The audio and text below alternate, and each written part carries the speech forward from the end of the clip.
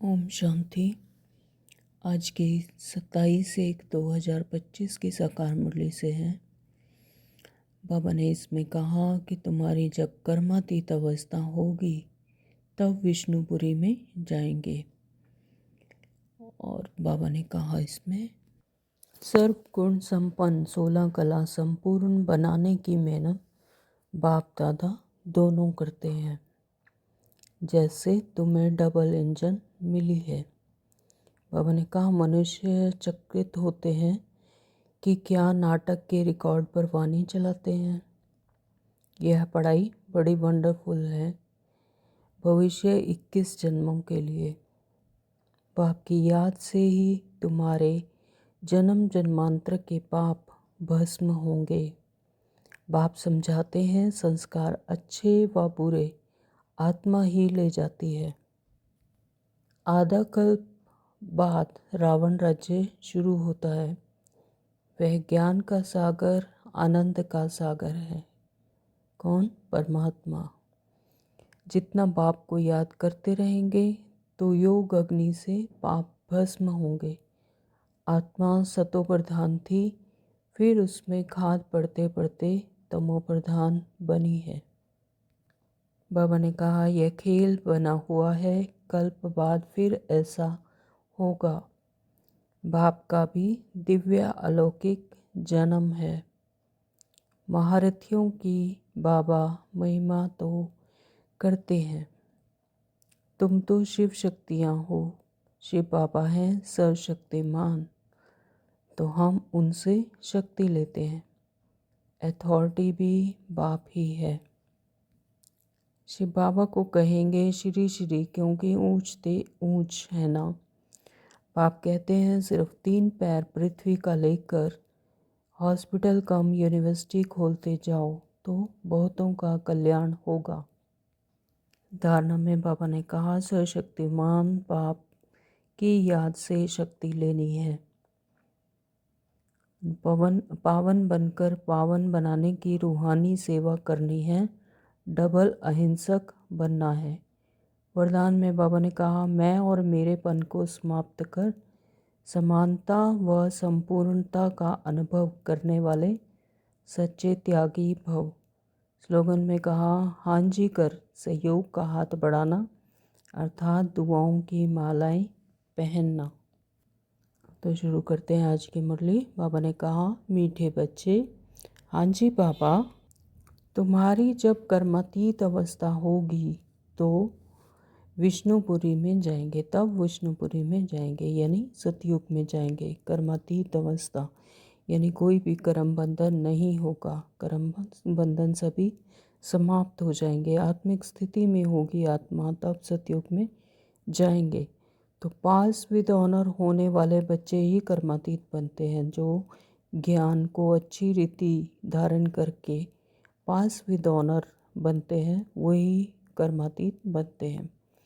प्रश्न किया बाबा ने तुम बच्चों पर दोनों बाप कौन सी मेहनत करते हैं, यानी दोनों बाप ब्रह्मा बाबा और शिव बाबा हम बच्चों पर कौन सी मेहनत करते हैं। उत्तर दिया है बाबा ने बच्चे स्वर्ग के लायक बने, सर्वगुण संपन्न 16 कला संपूर्ण बनाने की मेहनत बाप दादा दोनों करते हैं। यह जैसे तुम्हें डबल इंजन मिली है।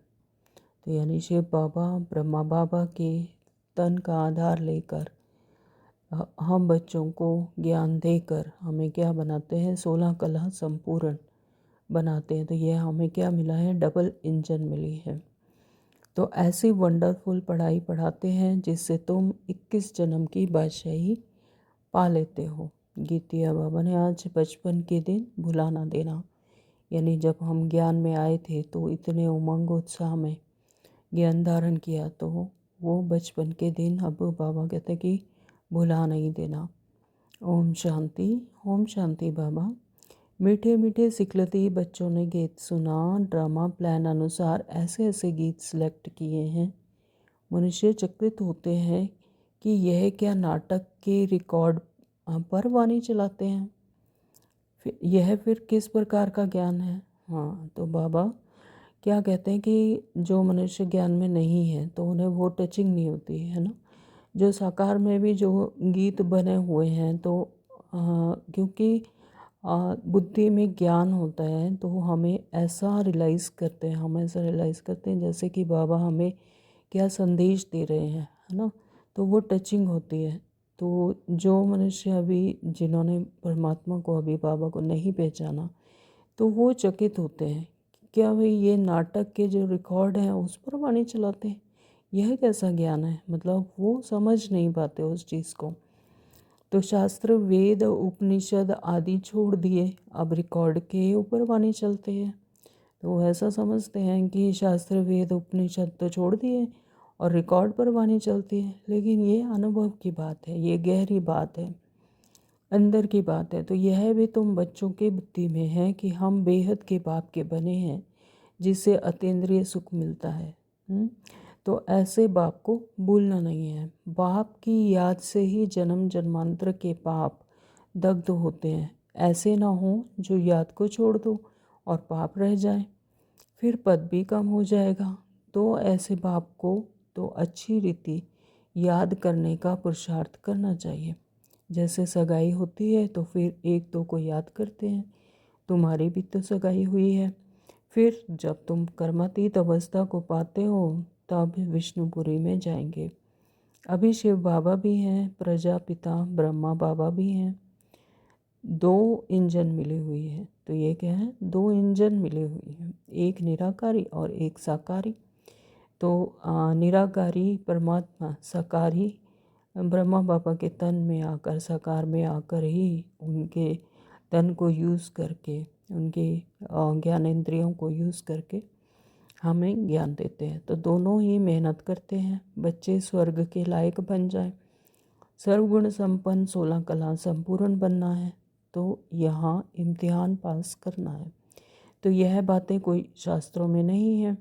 यह पढ़ाई बड़ी वंडरफुल है भविष्य 21 जन्मों के लिए, और पढ़ाई होती है मृत्यु योग के लिए।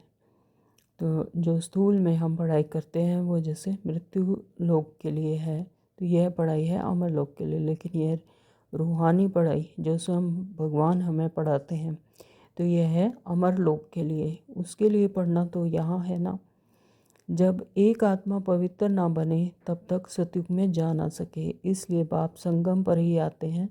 इसको ही पुरुषोत्तम कल्याणकारी युग कहा जाता है। तो पुरुषोत्तम युग में ये सभी पुरुषों में उत्तम कल्याणकारी युग है संगम युग। तो इसमें परमात्मा हमें हमारी कमाई करवाने के लिए और हमें 16 कला संपूर्ण बनाने के लिए आते हैं। तो यह सबसे उत्तम युग है। तो जबकि तुम कौड़ी से हीरे जैसा बनते हो, तो अब हम विकारों में आकर विक्रम करते करते 63 जन्मों से विकारी बन गए, तो यानी कौड़ी तुल्य हो गए। लेकिन अब बाबा हमें हीरे तुल्य बनाते हैं। तो इसलिए श्रीमत पर चलते रहो। श्री श्री शिव बाबा को ही कहा जाता है। माला का अर्थ भी बच्चों को समझाया है। ऊपर में है फूल और शिव बाबा, और फिर है युगल मेरू, तो ब्रह्मा बाबा और मम्मा के लिए यूज कहते हैं। तो प्रवृत्ति मार्ग है ना। फिर हैं दाने जो विजय पाने वाले हैं, तो उनकी है रुद्रमाला। तो फिर विष्णु की माला बनती है। तो इस माला का अर्थ कोई भी नहीं जानते।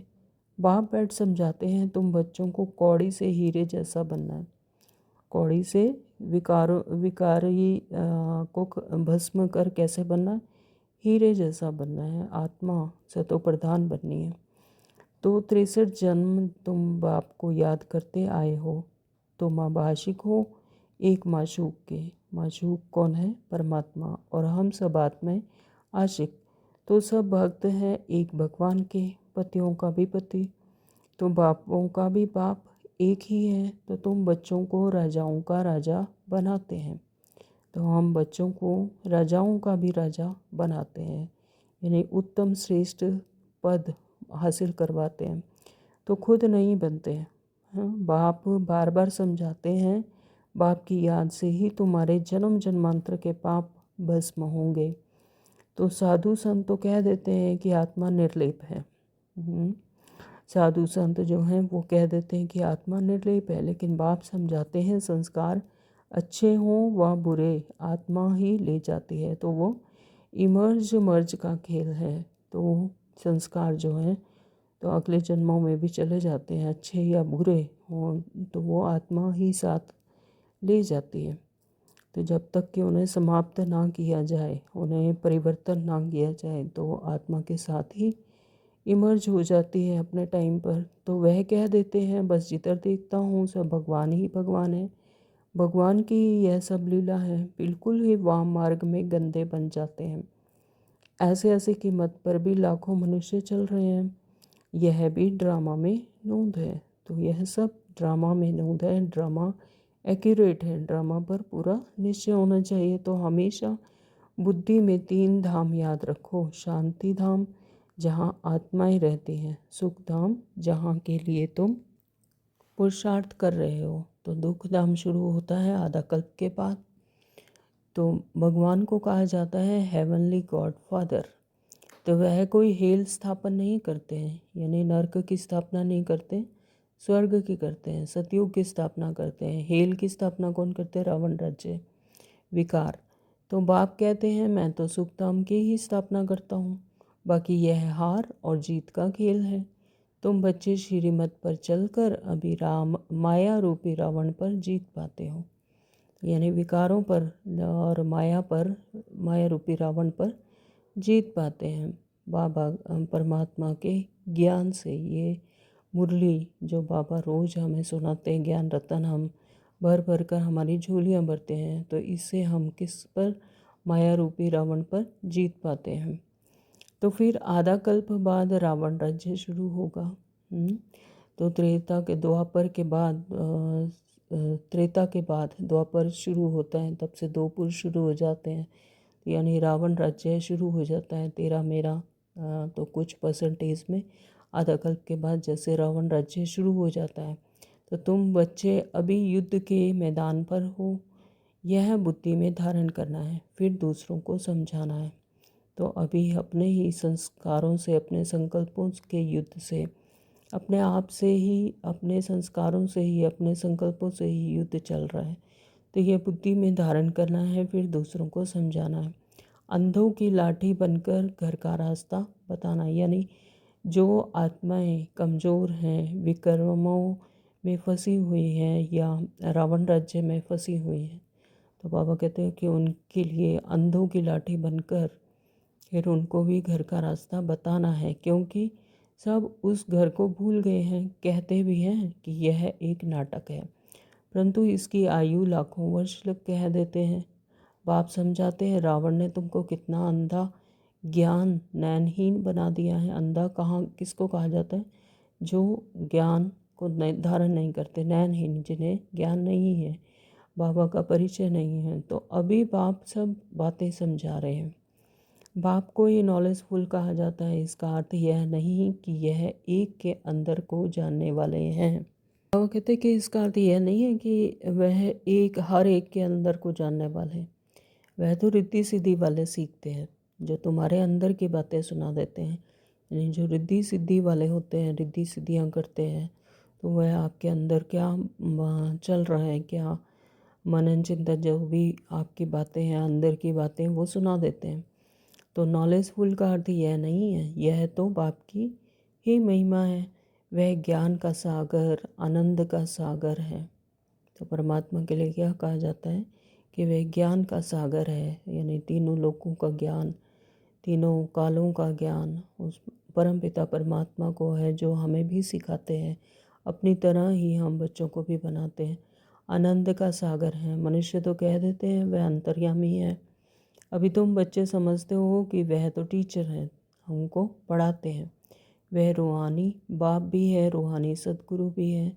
तो वह जिस्मानी टीचर गुरु होते हैं, जो सो भी अलग अलग होते हैं, तीनों एक हो ना सके। तो करके कोई कोई बाप टीचर भी होता है, गुरु तो हो ना सके, वह तो फिर भी मनुष्य है। यहाँ तो वह सुप्रीम रूह परम पिता परमात्मा पढ़ाते हैं। आत्मा का परमात्मा नहीं कहा जाता। आत्मा को कभी भी परमात्मा नहीं कहा जाता। परम पिता परमात्मा एक सुप्रीम पावर है ना, वो उस आत्मा को ऐसा नहीं कहा जाता। यह भी कोई समझते नहीं है। कहते हैं परमात्मा ने अर्जुन को साक्षात्कार कराया तो उसने कहा बस करो बस करो, हम इतनी तेज़ सहन नहीं कर सकते। तो ऐसा कहा जाता है कि परमात्मा ने जब अर्जुन को साक्षात्कार कराया तो वो इतनी जो लाइट थी, इतना तेज़ था, वो सहन नहीं कर पाए। तो उन्होंने कहा कि बस करो, हम इतना तेज़ सहन नहीं कर सकते। यह जो सब सुना है तो समझते हैं परमात्मा इतना तेजों में है। आगे बाबा के पास आते थे तो साक्षात्कार में चले जाते थे, कहते थे बस करो, बहुत तेज़ है, हम सहन नहीं कर सकते। जो सुना हुआ है वही बुद्धि में भावना रहती है। तो यानी ये सुनी सुनाई बात है कि जैसा सुना तो वैसे ही बुद्धि वैसे ही देखना शुरू करती है, विजुलाइज करना शुरू कर देती है। तो जो हुआ है वही बुद्धि में भावना रहती है। तो बाप कहते हैं कि जो जिस भावना से याद करते हैं मैं उनकी भावना पूरी कर सकता हूँ। तो यानी जो भी आत्मा है वो जिस भावना से परमात्मा को याद करते हैं तो उनकी भावना भी वैसे ही बाबा पूरी करते हैं। तो इसीलिए कहा जाता है कि भक्ति में भी जो जिस भावना से परमात्मा को याद करते हैं, यानी किसी ने जैसे गणेश को याद किया तो गणेश के रूप में उसको उसकी भावना बाबा साक्षात्कार करवा देते हैं, तो पूरी कर देते हैं। किसी ने अगर हनुमान की पूजा की, भक्ति की और उसकी जैसी भावना रही तो परमात्मा उसी रूप में आकर उसको दर्शन देते हैं या साक्षात्कार करवा देते हैं। तो बाबा ने कहा कि कोई गणेश का पुजारी होगा तो गणेश का साक्षात्कार कराएंगे। साक्षात्कार होने से समझते हैं बस मुक्ति धाम में पहुंच गया। तो साक्षात्कार कराना यानी कोई प्राप्ति नहीं है, वह सिर्फ एक साक्षात्कार उनको उसकी भावना का मिल जाता है, कि भावना का फल मिल जाता है। तो ऐसे समझते हैं कि बस मुक्ति धाम में पहुंच गया, परंतु नहीं, मुक्ति धाम में कोई जा ना सके। मतलब साक्षात्कार करने से थोड़ी ना मुक्ति धाम में चले जाएंगे। मुक्ति धाम में जाने के लिए तो पुरुषार्थ करना पड़ेगा। तो साक्षात्कार होने से ऐसा कभी नहीं समझना कि मुक्ति धाम में पहुंच गए। नारद का भी मिसाल है कि वह शिरोमणि भक्त गया हुआ है। उसने पूछा हम लक्ष्मी को वर सकते हैं? तो कहा अपनी शक्ल तो देखो, यानी अपनी आवृत्ति तो देखो, अपना आत्मिक स्थिति देखो कि क्या हम भक्ति लक्ष्मी को वरने लायक हैं। तो भक्तमाला भी होती है, फीमेल्स में भी मीरा और मेल में नारद मुख्य गाए हुए हैं, तो भक्तों की भी माला होती है। तो यहाँ फिर ज्ञान में मुख्य शिरोमणि है सरस्वती, यानी मम्मा को कहा गया है कि यहाँ फिर ज्ञान में मुख्य शिरोमणि है सरस्वती। नंबरवार तो होते हैं ना। बाप समझाते हैं माया से बड़ा खबरदार रहना है। माया ऐसा उल्टा काम करा लेगी, फिर अंत में बहुत रोना पछताना पड़ेगा। यानी उस टाइम थोड़े टाइम के लिए लगता है कि हाँ इसी में सुख है, इसी में बड़े बड़े महल, बड़े जो माया के आजकल जो पॉम्प शो हैं वो, उसमें ऐसा लगता है कि ये सारा सुख तो स्वर्ग तो हमारा यही है। लेकिन माया ऐसा उल्टा काम करा लेगी कि फिर अंत में बहुत रोना और पछताना पड़ेगा। तो भगवान आया और हम वर्षा ले ना सके, फिर प्रजा में भी दास दासी जाकर बनेंगे, तो पीछे पढ़ाई तो पूरी हो जाती है, फिर बहुत पछताना पड़ता है। इसलिए बाप पहले से ही समझा देते हैं कि फिर पछताना ना पड़े। जितना बाप को याद करते रहेंगे तो योग अग्नि से पाप भस्म होंगे। जितना बाप को याद करते रहेंगे तो योग अग्नि से पाप भस्म होंगे। तो आत्मा सतो प्रधान थी, फिर उसमें खाद पड़ते पड़ते तमो प्रधान बनी है। आत्मा सतो प्रधान थी, फिर उसमें खाद पड़ते पड़ते यानी विक्रम होते होते फिर तमो प्रधान बनी है। तो गोल्डन, सिल्वर, कॉपर और आयरन नाम भी हैं। अभी आयरन एज से फिर तुमको गोल्डन एज में जाना है। पवित्र बनने बगैर आत्माएं जा ना सके। तो सतयुग में प्योरिटी थी, तो पीस प्रॉस्पेरिटी भी थी। तो सतयुग में जैसे जैसे जितनी आत्मा प्योरिटी में थी तो उतना ही पीस था, उतना ही प्रॉस्पेरिटी थी। तो यहाँ प्योरिटी है नहीं, तो इसलिए पीस और प्रॉस्पेरिटी भी नहीं है। तो रात दिन का फ़र्क है। तो बाप समझाते हैं यह बचपन के दिन भूल ना जाना। बाप ने अडॉप्ट किया है ना, तो ब्रह्मा द्वारा अडॉप्ट करते हैं, यह अडॉप्शन है। स्त्री को अडॉप्ट किया जाता है, बाकी बच्चों को तो फिर क्रिएट किया जाता है। तो स्त्री को रचना नहीं कहेंगे। तो बाबा कहते हैं कि स्त्री को अडॉप्ट करते हैं, फिर बच्चों को क्रिएट करते हैं, तो स्त्री को रचना नहीं कहेंगे। यह बाप भी अडॉप्ट करते हैं कि तुम हमारे वही बच्चे हो जिनको कल्प पहले अडॉप्ट किया था। तो अडॉप्ट बच्चों को ही बाप से वर्षा मिलता है। ऊंचते ऊंच बाप से ऊंचते ऊंच वर्षा मिलता है। वह है भगवान। फिर सेकंड नंबर में है लक्ष्मी नारायण, सतयुग के मालिक। तो शिव बाबा भगवान हैं, परमात्मा हैं, और उनकी जो श्रेष्ठ रचना है वो क्या है, लक्ष्मी नारायण, सतयुग के मालिक। तो अभी तुम सतयुग के मालिक बन रहे हो, तो अभी संपूर्ण नहीं बने हो, बन रहे हो। तो बाबा ही बता रहे हैं कि अभी बने नहीं हैं और अभी बन रहे हैं। तो पावन बनकर पावन बनाना, यही रूहानी सच्ची सेवा है। तुम अभी रूहानी सेवा करते हो, इसलिए तुम बहुत ऊंचे हो। शिव बाबा पतितों को पावन बनाते हैं, तुम भी पावन बनाते हो। रावण ने कितना तुच्छ बुद्धि बना दिया है। तो अभी बाप फिर लायक बनाए, विश्व का मालिक बनाते हैं। तो ऐसे बाप को फिर पत्थर टिक्कर में कैसे कह सकते हैं? फिर कह देते हैं कि परमात्मा सर्वव्यापी। अगर सर्वव्यापी होते तो फिर ये रावण राज्य क्यों होता? माया कहाँ से आती है ना? तो हर एक में अगर परमात्मा है तो फिर ये जो गलत काम हो रहे हैं आज की दुनिया में, समाज में, तो वो फिर क्यों होते? तो बाप कहते हैं यह खेल बना हुआ है, कल्प बाद फिर ऐसा होगा। तो ये कल्प कल्प की बाजी है, ये कल्प हर कल्प ऐसा ही होता है। तो ये खेल ही ऐसा बना हुआ है, ड्रामा है, ड्रामा एक्यूरेट है। तो अब ड्रामा प्लान अनुसार मैं आया हूँ तुमको समझाने। तो यह भी ड्रामा में नूंद है कि परमात्मा हम बच्चों को ज्ञान देने के लिए, हमारा ट्रांसफॉर्मेशन करने के लिए, सृष्टि का ट्रांसफॉर्मेशन करने के लिए बाबा को ड्रामा प्लान अनुसार आना होता है। तो बाबा कहते हैं मैं भी प्लान अनुसार अभी आया हूँ तुमको समझाने। तो इसमें जरा भी फर्क नहीं पड़ सकता। बाप एक सेकंड की देरी नहीं कर सकते। जैसे बाबा का री इनकॉर्नेशन होता है, वैसे तुम बच्चों का भी री इनकॉर्नेशन होता है। तो तुम अवतरित हो। अभी क्या है, हम सब भी बाबा की तरह ही अवतरित होते हैं। तो आत्मा यहाँ आकर फिर साकार में पाठ बजाती है, इसको कहा जाता है अवतरण। तो ऊपर से नीचे आया पाठ बजाने के लिए। तो ऊपर से नीचे यानी आत्मा जब ये 5 तत्वों के शरीर में आती है तो इस सृष्टि चक्कर पर अपना पाठ बजाने के लिए, तो बाप का भी दिव्य अलौकिक जन्म है। बाप खुद कहते हैं कि मुझे प्रकृति का आधार लेना पड़ता है, मैं इस तन में प्रवेश करता हूँ। तो अब बाप तो हैं निराकार, तो उन्हें किसी न किसी तन का आधार लेना पड़ता है। तो मैं इस तन में प्रवेश करता हूँ, यानी ब्रह्मा बाबा के तन में। तो यह मेरा मुकर्रर तन है। तो कल्प कल्प इसी तन में आकर परमात्मा आकर ज्ञान देते हैं। तो यह बहुत बड़ा व वंडरफुल खेल है। इस नाटक में हर एक का पार्ट नूंदा हुआ है।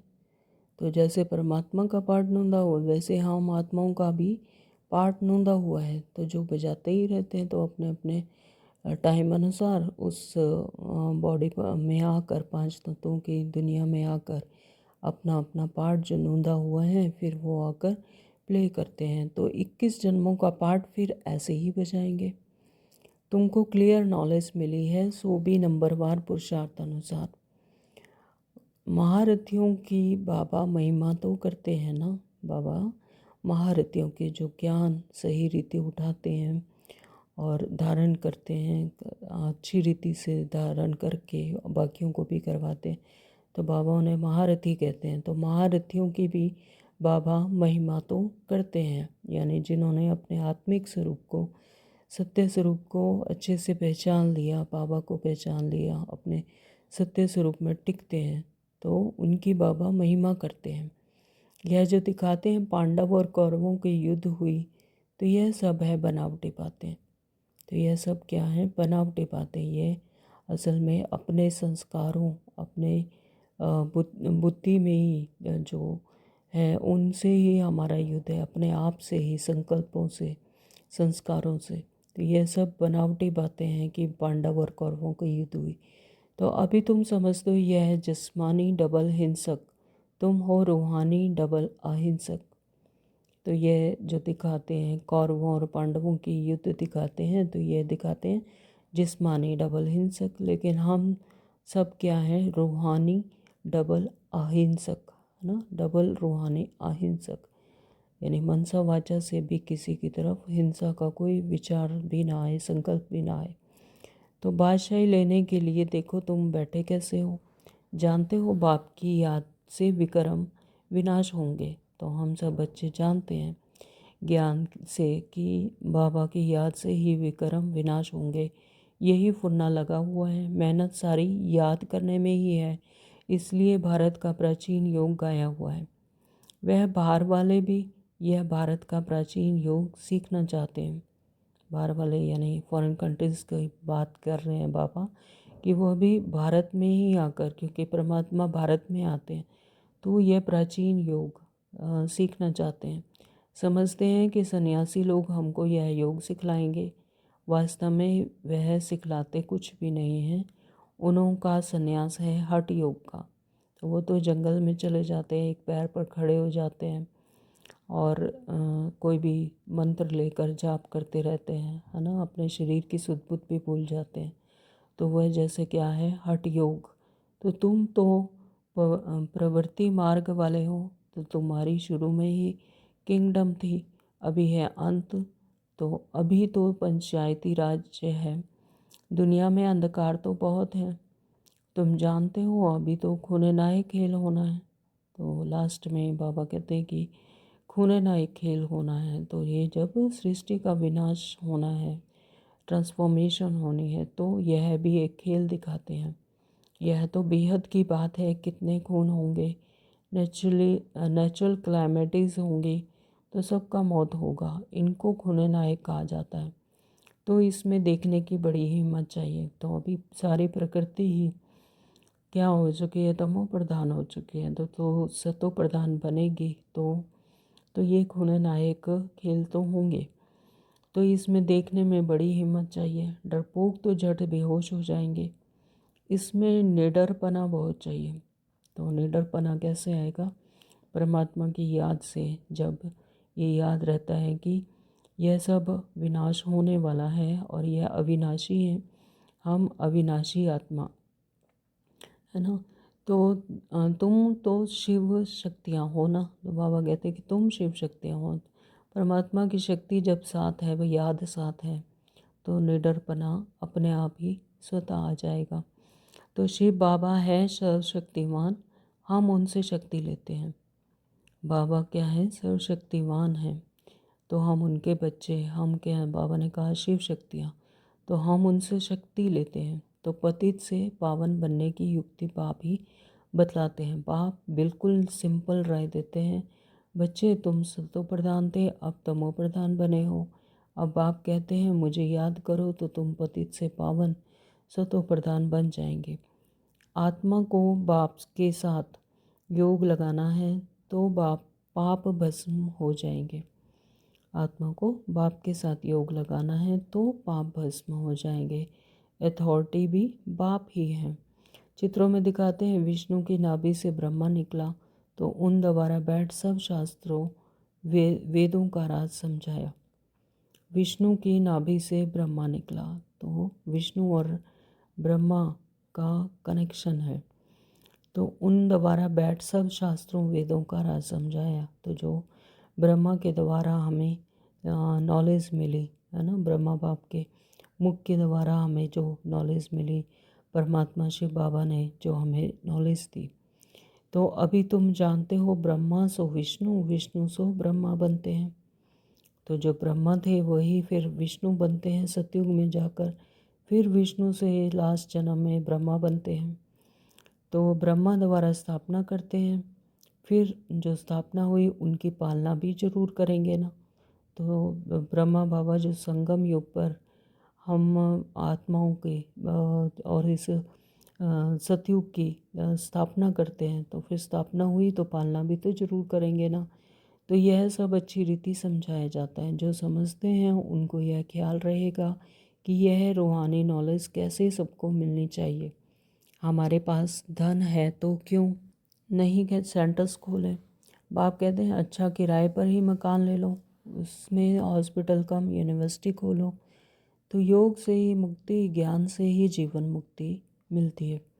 योग से मुक्ति और ज्ञान से जीवन मुक्ति, तो दो वर्ड से मिलते हैं। यानी जीवन मुक्ति यानी सतयुग में आएंगे जो मुक्ति, यानी जो परम धाम की नॉलेज मिलती है, योग से ही मुक्ति मिलती है इस देह और पांच तत्वों की दुनिया से।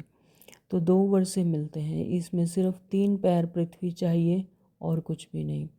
बाबा बताते हैं और पहले भी मुरलियों में बताया कि 3 पैर पृथ्वी के चाहिए और कुछ भी नहीं। तो यानी जिन्हें ज्ञान का उत्साह उमंग रहता है तो वह कुछ भी करके सेंटर्स खोलेंगे या हॉस्पिटल कम यूनिवर्सिटी खोलो। बाबा कहते कि किराए पर मकान ले लो, तो उसके लिए कुछ भी नहीं चाहिए, सिर्फ 3 पैर की पृथ्वी चाहिए और कुछ नहीं। तो गॉड फादरली यूनिवर्सिटी खोलो। विश्वविद्यालय व यूनिवर्सिटी बात तो एक ही है, एक ही हुई। यह मनुष्य से देवता बनने की कितनी बड़ी यूनिवर्सिटी है। पूछेंगे आपका खर्चा कैसे चलता है।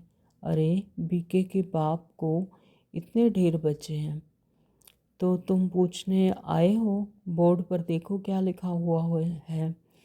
बड़ी वंडरफुल नॉलेज है, बाप भी वंडरफुल है ना। तो विश्व के मालिक तुम कैसे बनते हो। शिव बाबा को कहेंगे श्री श्री, क्योंकि ऊंचते ऊंच है ना। शिव बाबा को क्या कहेंगे, श्री श्री, क्योंकि ऊंचते ऊंच श्रेष्ठ श्रेष्ठ हैं।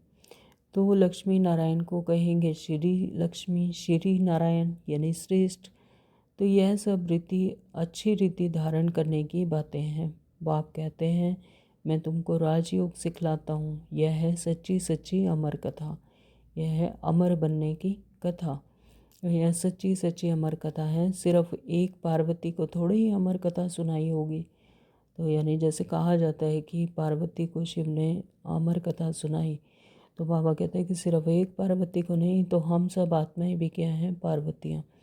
तो इतने ढेर मनुष्य अमरनाथ पर जाते हैं। तुम बच्चे बाप के पास आए हो रिफ़्रेश होने, फिर सबको समझाना है, जाकर रिफ़्रेश करना है, सेंटर खोलना है। बाप कहते हैं सिर्फ 3 पैर की पृथ्वी लेकर हॉस्पिटल कम यूनिवर्सिटी खोलते जाओ तो बहुतों का कल्याण होगा। यानी ज्ञान देना है। बाबा ने कहा कि हॉस्पिटल कम यूनिवर्सिटी यानी मन के और तन के जो दुख दर्द हैं वो दूर करने की यूनिवर्सिटी खोलते जाओ तो बहुतों का कल्याण होगा। तो इसमें खर्चा तो कुछ भी नहीं है। हेल्थ, वेल्थ और हैप्पीनेस 1 सेकंड में मिल सकती है।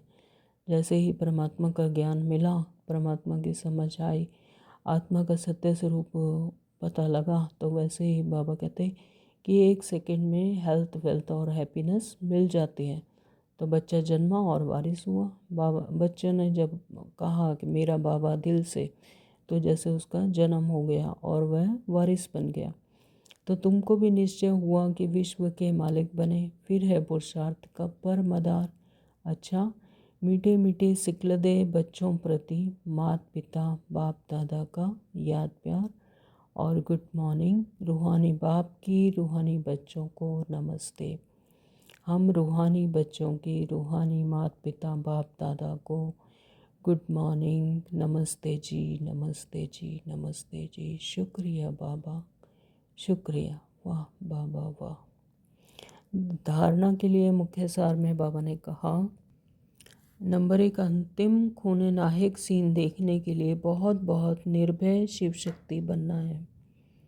अंतिम खूने नाहक सीन देखने के लिए बहुत बहुत निर्भय और शिव शक्ति बनना है। तो वह परमात्मा की याद से ही बन पाएंगे। तो पापा ने कहा कि बहुत बहुत निर्भय ऐसे ऐसे सीन आने हैं या देखने वाले हैं, देखने के लिए होंगे कि अंतिम टाइम पर, कि उसके लिए बहुत बहुत निर्भय अपना वो शक्ति अपनी जमा करनी है बाप की याद से। तो सर्वशक्तिमान बाप की याद से शक्ति लेनी है। नंबर 2, बाबा ने कहा कि पावन बनकर पावन बनाने की रूहानी सेवा, सच्ची सेवा करनी है। डबल अहिंसक बनना, यानी मनसा वाचा कर्मणा से किसी को भी दुख नहीं देना, डबल अहिंसक बनना है। तो अंधों की लाठी बनकर सबको घर का रास्ता बताना है। तो यानी जिनको परमात्मा का परिचय नहीं है या जो सुनकर भी सुनना भी नहीं चाहते, तो उनके लिए भी मनसा से बाबा कहते हैं कि अंधों की लाठी बनकर सबको घर का रास्ता बताना है। वरदान दिया बाबा ने, मैं और मेरेपन को समाप्त कर समानता व संपूर्णता का अनुभव करने वाले सच्चे त्यागी भव। मैं और मेरेपन को समाप्त कर, यानी जो कुछ भी करवा रहे हैं करण करावन हार, तो हम क्या हैं, हम निमित्त मात्र। तो मैं और मेरेपन को, तो मैं और मेरापन परमात्मा को दे देना है। तो उसको समाप्त कर समानता व संपूर्णता का अनुभव करने वाले सच्चे त्यागी भव। संपूर्ण त्याग यानी सच्चे त्यागी, और संपूर्णता का, समानता और संपूर्णता का अनुभव वो कैसे होगा?